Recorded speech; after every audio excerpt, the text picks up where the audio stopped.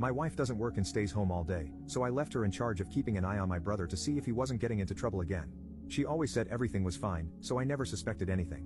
However, about 2 months after I left on my trip, I was released to return home, 15 days earlier than planned. I decided not to tell my wife and surprise her, as I missed her and would have the rest of the week free to spend time with her. So I bought flowers, chocolates, and a perfume she loves, and went home. However, of course, when I walked into the house and opened the door to our bedroom, the first thing I saw was my brother and her together, sleeping in my bed. I had no reaction, I just managed to leave the room and cry, maybe for minutes, for hours. But I decided I wouldn't let it go. I took a picture of them together, took screenshots of her phone, and left the house. When I called his workplace, I found out my wife was lying and he hadn't been going to work for about 2 months, always saying he was sick, and they hadn't fired him yet because I was an important employee in the company and they were giving him a chance.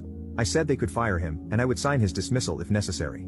In addition, I am officially issuing a notice to evict him from the house I had let him live in, as I had never officially transferred it to him, although I had planned to do so in the future. I have also already spoken to my lawyers, and we will start the divorce process.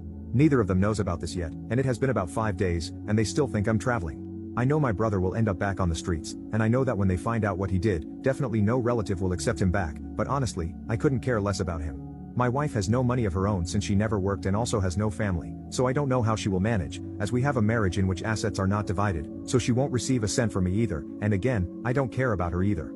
The news of all this will reach them today, and when it happens, I will update here. You can now check if there's a part 2 by pressing share and more.